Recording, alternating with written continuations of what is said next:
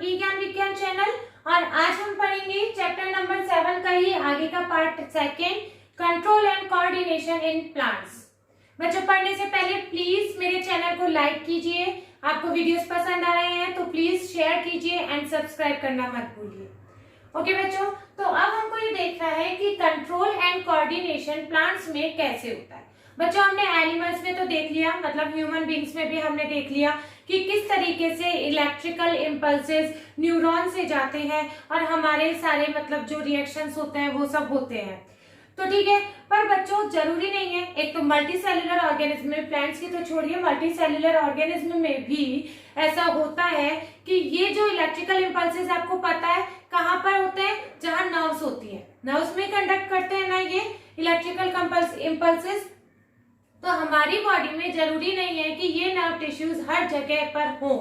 अब हर सेल के एक एक कोने तक कुछ तो इम्पल्सेस, कुछ मैसेजेस तो पहुंचना जरूरी है ना, पर ये इलेक्ट्रिकल इम्पल्सेस नहीं जा पाते हैं। ये सिर्फ फास्ट जब हमको रिएक्ट करना होता है ना तभी जा पाते हैं। अब स्लो ग्रोथ के लिए, स्लो रिएक्शंस के लिए भी तो कुछ होगा ना हमारी बॉडी में कंट्रोल एंड कोऑर्डिनेट करने के लिए। तो उनके लिए फिर एक केमिकल कंपाउंड होते हैं जो हमारी बॉडी की उस जो पर्टिकुलर सेल पे किसी को एक्शन दिखाना होता है वहां तक धीरे धीरे धीरे धीरे सीक्रेट होके पहुंच जाते हैं। क्या होता है, ये केमिकल कंपाउंड उस पर्टिकुलर सेल तक धीरे धीरे सीक्रेट होके पहुंच जाते हैं और फिर उसका रिएक्शन देते हैं। अब ये केमिकल कंपाउंड क्या है बच्चों, यही केमिकल कंपाउंड हार्मोन्स होते हैं। यानी हार्मोन्स का रिएक्शन धीरे होता है, स्लो होता है, ठीक है। अब यही हार्मोन्स का हमको प्लांट्स में एंड एनिमल्स में ये क्या काम करते हैं, यही हमें आज पढ़ना है। ओके, तो अब हम सबसे पहले जो प्लांट्स की बात कर लेते हैं, एनिमल्स की अभी बात करेंगे। एनिमल्स पर्टिकुलर ह्यूमन बींग्स में जो हम देखेंगे, तो बच्चों फाइटोहार्मोन्स। फाइटोहार्मोन्स क्या होता है, हार्मोन्स प्रेजेंट इन प्लांट्स। जो हार्मोन्स प्लांट्स में प्रेजेंट होते हैं उन्हें हम क्या कह रहे हैं, फाइटोहार्मोन्स। ठीक है बच्चों, भाई प्लांट्स में तो कंट्रोल एंड कोऑर्डिनेशन हमारे जितना नहीं होगा कि हम पढ़ रहे हैं, लिख रहे हैं, बोल रहे हैं, हमारे जितना तो जरूरत नहीं होती है प्लांट्स को, पर जरूरत होती है, थोड़ी तो होती है ना। इसीलिए उनको कंट्रोल कोऑर्डिनेट करने के लिए हार्मोन्स की जरूरत है, क्योंकि वहां तो नर्वस सिस्टम अपना है ही नहीं, नर्व टिश्यू है ही नहीं, और इतना फास्ट, आपको पता है प्लांट की ग्रोथ इतनी फास्ट नहीं होती है। तो वहां पर उनको कंट्रोल एंड कोऑर्डिनेट करने के लिए क्या जरूरी है, हार्मोन्स होते हैं। क्या होते हैं बच्चों, हार्मोन्स होते हैं। और जो प्लांट में प्रेजेंट होते हैं उनको क्या कह रहे हैं हम, फाइटोहार्मोन्स। अब प्लांट्स में कौन कौन से हार्मोन्स प्रेजेंट होते हैं, तो बच्चों दो तरह के होते हैं, एक ग्रोथ प्रमोटर होते हैं और एक ग्रोथ इनहिबिटर होते हैं। कौन से होते हैं, growth promoter and growth inhibitor. तो सबसे पहले हम जो हार्मोन पढ़ेंगे वो होगा ऑक्सिन। ऑक्सिन आपको मैंने अभी बताया, it helps in growth of the plant, क्योंकि ग्रोथ प्रमोटर है, आपको मैंने बताया है ना। तो it helps in the growth of the plant and it present on the tip of the plant. ये हमेशा प्लांट के टिप पे होता है, ठीक है, शूट के टिप पे होता है, ठीक है। और ये cell multiplication, cell enlargement and cell maturation का काम करता है। ओके, ये ब्रेक सीड डोरमेंसी, मतलब सीड, अब जरूरी तो नहीं है कि हर सीड बाद में फ्रूट में या फ्लावर में कन्वर्ट हो सके, है ना, कई बार बेकार भी हो जाते हैं। तो उसी सीड की डोरमेंसी को रोकने के लिए ऑक्सिन हार्मोन का काम होता है। अब बच्चों क्या होता है, देखिए ऑक्सिन हमेशा टिप ऑफ द प्लांट में होता है और ये सन रेज पे, ये अभी हम आगे इसमें पढ़ेंगे फोटोट्रॉपिज्म में। ओके, तो ये ऑक्सिन का जो किस तरीके से, यदि हम एक प्लांट को कमरे में, बिल्कुल डार्क कमरे में रख दें तो वो प्लांट मुरझा जाता है, ड्रूप हो जाता है। क्यों हो जाता है, क्योंकि जो सन की प्रेजेंस में वो क्या होता है, ऑक्सिन है ना, एक पूरे उस पे पूरे शूट के जो टिप होता है पूरे इक्वली डिस्ट्रीब्यूट होता है, ठीक है। ये देखो यहाँ पर अभी दिखा भी रखा है, मान लीजिए ये सनरेज आ रही है तो ये इक्वली डिस्ट्रीब्यूट होता है। ओके, पर यदि यहाँ पर अब ये दूर कमरे में रख दिया है तो ये फिर सन से दूर जाता है, मतलब ये लाइट के अपोजिट डायरेक्शन में एक्यूमुलेट हो जाता है और फिर ये एक्यूमुलेट होता है और आपको पता है ग्रोथ तो ये करता है, तो ये इस तरीके से इस हिस्से को इसका ग्रोथ करता है। तो ये सन की डायरेक्शन में मतलब इस तरीके से यहाँ पर हो जाता है ना। ये सन की दूसरी वाली डायरेक्शन में एक्यूमुलेट हो जाता है और फिर ये प्लांट ड्रूप होना यानी मुरझाना स्टार्ट हो जाता है। ठीक है बच्चों, तो ऑक्सिन का समझ में आया कि ये किस तरीके से ग्रोथ में हेल्प करता है। अब जो सेकंड जिब्रेलिन, जिब्रेलिन कह लीजिए, गिब्रेलिन कह लीजिए, promotes growth of a plant. ठीक है, प्लांट की ग्रोथ को ही प्रमोट करता है। As it increases height of the plant, ये प्लांट की हाइट को बढ़ाने में काम आता है। बच्चों प्लांट की हाइट कौन सा हार्मोन बढ़ा रहा है? जिब्रेलिन बढ़ा रहा है। कैसे बढ़ा रहा है? It increases the length of the stem, stem की लेंथ को ये बढ़ाता है। स्टेम ही सबसे मतलब हाइट में सबसे ज्यादा उसका होता है, स्टेम की हाइट ही होती है सबसे ज्यादा प्लांट में, है ना। तो ये करता है। अब आता है साइटोकाइनिन। साइटोकाइनिन क्या करता है बच्चों?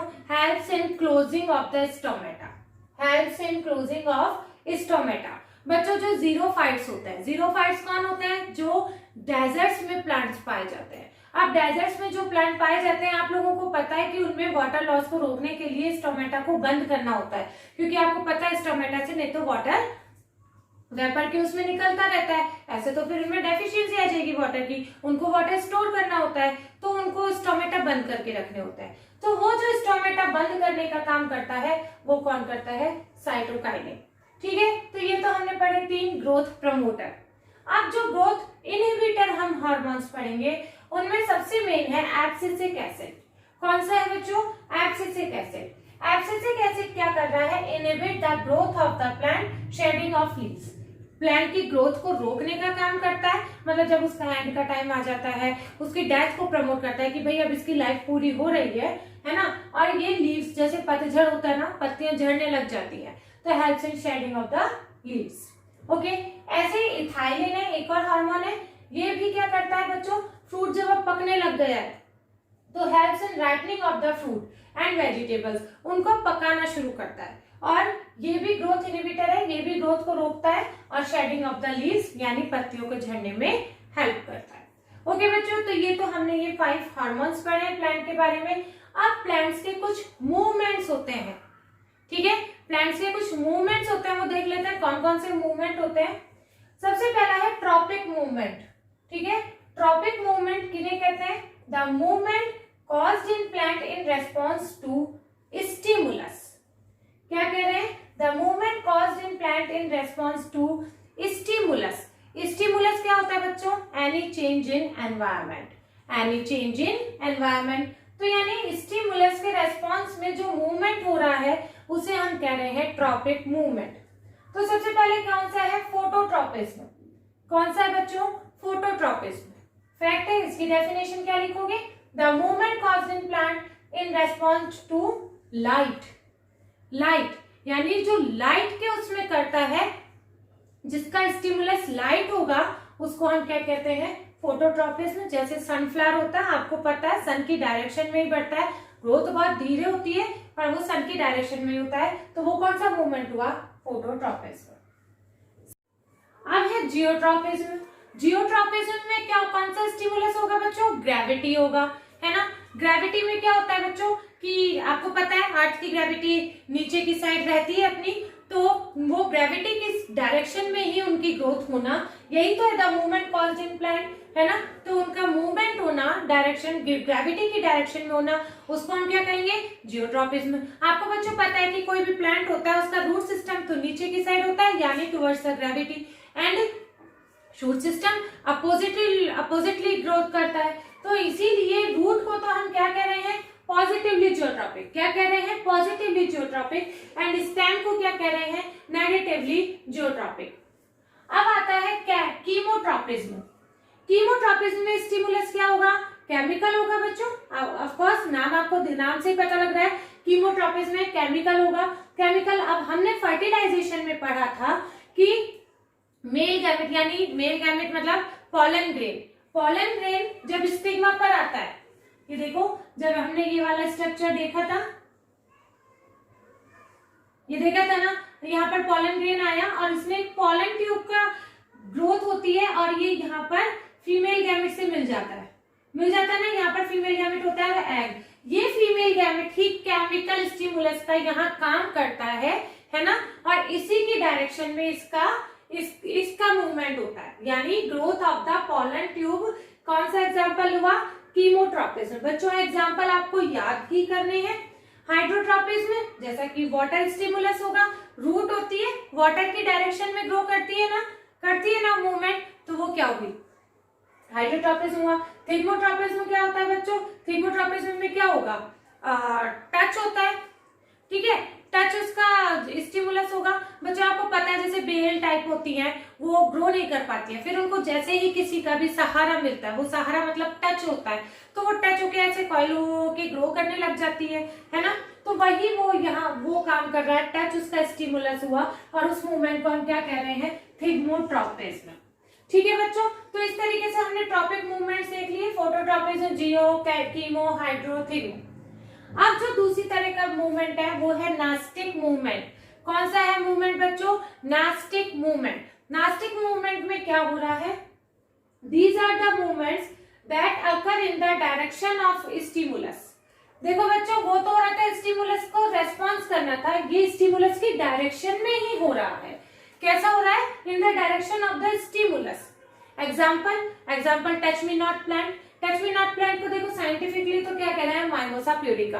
वो तो ठीक है, अब आपको पता है छुई मुई, रात की रानी, जो भी आप किसे कह लेते हो, आपको पता है जब हम उसे छूते हैं तो वो फोल्ड हो जाता है ना, तो वो वही हो रहा है, वो वहां पर स्टिमुलस क्या है? उसका टच। तो यदि हम उसे ऊपर से टच करते हैं तो वो ऊपर की साइड फोल्ड हो जाता है, वो नीचे से टच करता है तो वो नीचे की साइड से फोल्ड हो जाता है। तो यही वो कह रहे हैं कि डायरेक्शन में, स्टिमुलस की डायरेक्शन में ही प्लांट का मूवमेंट होता है, उसे हम क्या कह रहे हैं? Nastic movement. ओके बच्चों, तो ये हमारा ये प्लांट का कंप्लीट हो गया है पोर्शन। अब बच्चों हमको क्या पढ़ना है? नेक्स्ट टॉपिक हमारा क्या है? Control and coordination in animals.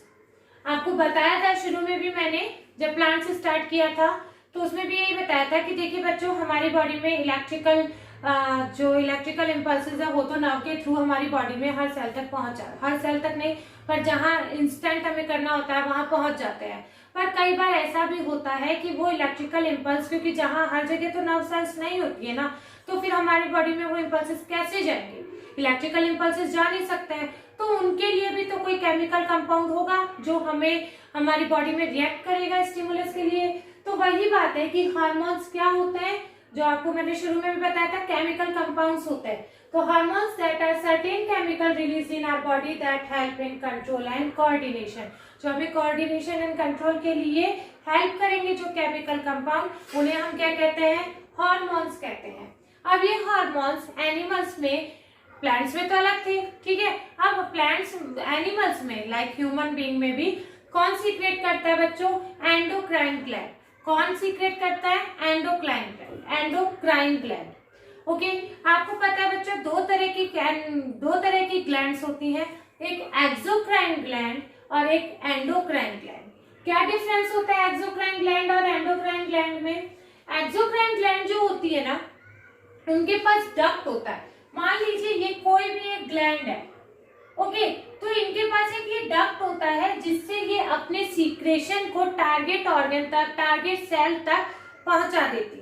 ठीक है, क्या होती है? इनके पास ये स्पेशल डक्ट होती है जिससे ये अपने सीक्रेशन को, अपने हार्मोन्स को टारगेट ऑर्गन तक, जहां पर इनको जाना होता है, वहां तक पहुंचा देती है। जबकि एंडोक्राइन ग्लैंड में कोई डक्ट नहीं होती है, ये डायरेक्ट ब्लड में अपने सीक्रेशन को डिफ्यूज करते हैं और फिर डिसॉल्व कर देते हैं और डायरेक्ट फिर टारगेट ऑर्गन तक पहुंच जाते हैं। ठीक है, एंडोक्राइन ग्लैंड्स क्या करते हैं? सॉरी, एक्सोक्राइन ग्लैंड क्या सीक्रेट करते हैं बच्चों? एंजाइम्स।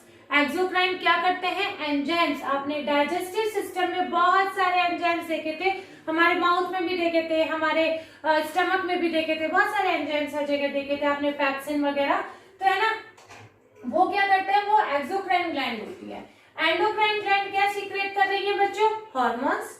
ठीक है, अब एक्सोक्राइन ग्लैंड तो secretion reach the target organ via duct, जो आपको बताया कि डक्ट के थ्रू पहुंचता है इसका, और इसका किसके थ्रू पहुंचता है? ब्लड के थ्रू। एक्सोक्राइन ग्लैंड, लिवर, बहुत सारे पढ़े थे हमने डाइजेस्टिव सिस्टम में, ठीक है, और एंडोक्राइन ग्लैंड ये भी बहुत सारी होती है जो भी हम अब पढ़ने वाले हैं। ठीक है बच्चों, तो ये थायराइड ग्लैंड, तो ये तो हो गया हमारा डिफरेंस क्या हो गया, difference between the exocrine gland and endocrine gland. ठीक है, एक्सोक्राइन का मेन वही है कि उसमें डक्ट होती है जो अपने सीक्रेशन को डायरेक्ट टारगेट ऑर्गन तक पहुंचाती है। एंडोक्राइन में डक्ट नहीं होती है, तो वो ब्लड के थ्रू पहुंचाती है। अब हमें देखने हैं कि हमारे अंदर कौन से हार्मोन्स होते हैं, कौन सी ग्लैंड उनको सीक्रेट करती है और उनका क्या फंक्शन होता है। ठीक है बच्चों, तो सबसे पहले हार्मोन्स में ग्रोथ हार्मोन आता है। कौन सा आता है, ग्रोथ हार्मोन आता है, जो आपको पता है आपने जब ब्रेन की स्ट्रक्चर पढ़ी थी तो मिड ब्रेन का जो पार्ट पढ़ा था वो पिट्यूटरी ग्लैंड एंड हाइपोथैलेमस, आपने 2 पार्ट्स पढ़े थे मिड ब्रेन के, है ना, वो यहाँ पर अब हमको काम आ रहा है। पिट्यूटरी ग्लैंड क्या करती है, ग्रोथ हार्मोन को सीक्रेट करती है और क्या कर रही है, stimulate growth in all organs में ग्रोथ को स्टिमुलेट करती है। बच्चों, पिट्यूटरी ग्लैंड को मास्टर ग्लैंड कहा जाता है। क्या कहा जाता है, पिट्यूटरी ग्लैंड को मास्टर ग्लैंड कहा जाता है, क्योंकि ये सारे ग्रोथ हार्मोन्स को ये कंट्रोल करती है। ठीक है, अब इन सब का जो पिट्यूटरी ग्लैंड के फंक्शन को कौन कंट्रोल करता है, हाइपोथैलेमस। कौन करता है, हाइपोथैलेमस करता है। हाइपोथैलेमस, मान लीजिए हमारी बॉडी में ग्रोथ हार्मोन की कमी हो रही है तो हाइपोथैलेमस पिट्यूटरी ग्लैंड को मैसेज भेजेगा कि भाई ग्रोथ हार्मोन की कमी हो रही है तो और ज्यादा सीक्रेट करो। ज्यादा होगा तो वो उसको रोकने के लिए मैसेज भेजेगा कि अब रोको इसको। ठीक है, तो वो हाइपोथैलेमस कंट्रोल करता है।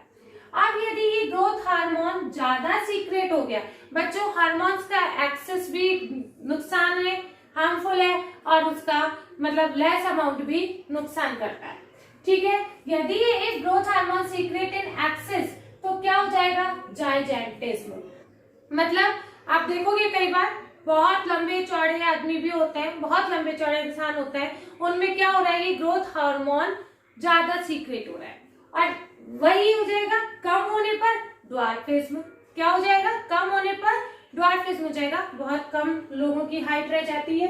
ठीक है, ये हो गया पिट्यूटरी ग्लैंड के बारे में। अब नेक्स्ट है हमारा, हम ऊपर से चल रहे हैं, पिट्यूटरी ग्लैंड आपने पढ़ लिया माइंड ब्रेन में। अब हमारा जो होता है थायराइड ग्लैंड। थायराइड ग्लैंड बच्चों हमारे नेक में प्रेजेंट होता है। अब तक आपको थोड़ा छोटी क्लासेस में भी आपने पढ़ा है ये सब, है ना। थायराइड ग्लैंड कौन सा हार्मोन सीक्रेट करेगा, थायरॉक्सिन। कौन सा करेगा, थायरॉक्सिन हार्मोन सीक्रेट करेगा, और वो क्या कर रहा है, control metabolism of fat, protein and carbohydrate. किसके मेटाबॉलिज्म को कंट्रोल कर रहा है, फैट, प्रोटीन एंड कार्बोहाइड्रेट को। बच्चों सब कुछ याद करने की चीज है। ठीक है, आपको पता है थायराइड ग्लैंड मतलब हम कहते हैं, आपके सॉल्ट में ऐड भी देखा होगा, क्या आपके पेस्ट, वो ऐड देखा ना, क्या आपके टूथपेस्ट में आयोडीन है, तो वही चीज कि आयोडीन मतलब हमारी बॉडी में होता है वो बिल्कुल सही होना चाहिए, है ना। तो और क्या क्या होता है, जैसे बच्चों पहाड़ी एरियाज होता है, हिली एरियाज होता है, जो पहाड़ी एरियाज होते हैं वहां पर वो लोग रॉक सॉल्ट खाते हैं, काला नमक, सेंधा नमक खाते हैं, तो उनके वो नमक में जो हमारा नॉर्मल सॉल्ट होता है उसमें वो उनको नहीं मिल पाता है ज्यादा, तो उनके नमक में आयोडीन की कमी होती है, इसलिए उनको कई बार वहां पर प्रीफर किया जाता है कि आयोडीन के इंजेक्शन भी दिए जाते हैं। ठीक है, अब ये इसकी वजह से जो थायराइड ग्लैंड में डेफिशिएंसी या ज्यादा हो जाता है, तो उसकी वजह से क्या हो रहा है बच्चों, क्या प्रॉब्लम हो रही है, हम एडल्ट्स में तो गॉइटर, क्या हो रहा है, थायराइड जिसे हम कहते हैं थायराइड हो जाता है, उसको गॉइटर भी कहते हैं। थायराइड बच्चों आजकल आपको सुना होगा, हम पेरेंट्स में, हम अपने, बहुत नॉर्मल सी बात हो गई है, थायराइड हो जाता है। और चिल्ड्रन में उन्हीं चीज को हम क्या कह रहे हैं, क्रिटिनिज्म। क्या कह रहे हैं बच्चों, क्रिटिनिज्म। इसमें क्या हो जाता है, मेंटल ग्रोथ रुक जाती है बच्चों की। देखो बड़ों की तो मेंटल ग्रोथ हो चुकी होती है, बच्चों की आपको पता है हर महीने में भी चेंज हो जाता है, और हमारे साल में भी चेंज हो जाता है। यदि ये प्रॉब्लम शुरू में ही हो जाती है तो बच्चों की मेंटल ग्रोथ में रुक जाती है। थर्ड अब हमको देखना है, थर्ड कौन सा है, पैनक्रियाज हार्मोन, है ना। वो क्या कर रही है, पैनक्रियाज कौन सा हार्मोन, ये थोड़ा सा उल्टा लिख दिया मैंने, पैनक्रियाज कौन से हार्मोन्स कर रही है, इंसुलिन एंड ग्लूकागॉन। कौन सा कर रही है, इंसुलिन एंड ग्लूकागॉन, है ना, ये उल्टा लिख दिया, पैनक्रियाज यहाँ आना चाहिए था। ठीक है, पैनक्रियाज ग्लैंड है और कौन सा हार्मोन सीक्रेट कर रही है, इंसुलिन एंड ग्लूकागॉन। ठीक है बच्चों, अब आपको पता है इंसुलिन की डेफिशिएंसी से क्या हो जाती है, डायबिटीज। आपने सुना होगा डायबिटीज आजकल बहुत नॉर्मल हो गई है। पहले देखिए बड़े एज में आती थी ये सब प्रॉब्लम्स, आजकल कितनी छोटी एज में 30-40 एज में भी लोगों में आने लग गई है। ठीक है, अब ये इंसुलिन हार्मोन क्या करता है बच्चों? इंसुलिन हार्मोन तो ये करता है lowers the blood glucose level. क्या करता है? ब्लड में ग्लूकोज के लेवल को कम करता है। और ग्लूकागॉन क्या करता है? ब्लड पे ग्लूकोज के लेवल को इंक्रीज करता है। क्या कर रहा है बच्चों? इंक्रीज कर रहा है। आपको पता है पैनक्रियास कहाँ पर होता है? स्टमक के थोड़ा सा नीचे होता है। ओके, अब हम जो पढ़ेंगे नेक्स्ट हार्मोन है एड्रिनलिन। एड्रिनलिन जो एड्रिनल ग्लैंड्स, कहाँ पर? एड्रिनल ग्लैंड्स में होता है। एड्रिनल ग्लैंड सीक्रेट करती है। एड्रिनल ग्लैंड्स कहाँ होती है? किडनी के जस्ट ऊपर। किडनी के ऊपर एक कैप लाइक स्ट्रक्चर होती है, उसको हम कहते हैं एड्रिनल ग्लैंड। वो क्या कर रही है? Prepares body for action. Prepares body for action, जो सारी फीलिंग होती है हमारे एंगर, लव, हेट, वो सब कौन कर रहा है? हार्मोन कंट्रोल एड्रिनलिन हार्मोन कर रहा है। इसको इमरजेंसी ग्लैंड भी कहते हैं। अचानक से गुस्सा आ गया, अचानक से हमें तेज भागना है, उन सब में हमारा कौन सा हार्मोन सीक्रेट होगा? एड्रिनलिन हार्मोन होगा। ठीक है, हमें क्या करना है? हमें भागना है या नहीं भागना है? हमें उसके ऊपर गुस्सा करना है या नहीं करना है?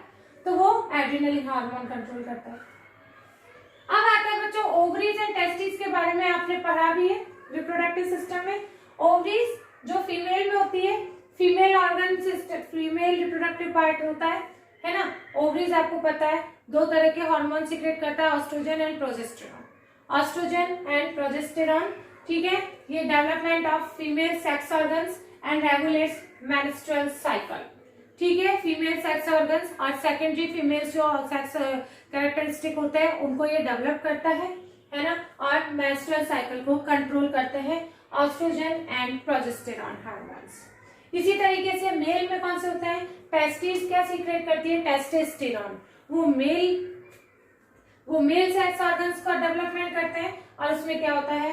स्पर्म का प्रोडक्शन करवाता है। कौन करवाता है? टेस्टोस्टेरोन। जी, ये सब आपने उसमें रिप्रोडक्टिव भी पढ़ा हुआ है। ठीक है बच्चों, तो इस तरीके से ये ग्लैंड है, इनमें पूरा अच्छे से याद कर लेना, इनमें से क्वेश्चन जरूर आता है आपके। तो ये इस तरीके से ये हमारा लेसन हो गया है कंप्लीट। प्लीज यदि आपको वीडियोस पसंद आ रहे हैं तो चैनल को लाइक करना ना भूलिए, अपने फ्रेंड्स के बीच में शेयर कीजिए, सब्सक्राइब जरूर कीजिए और प्लीज कमेंट भी करिए। Okay, bye bye.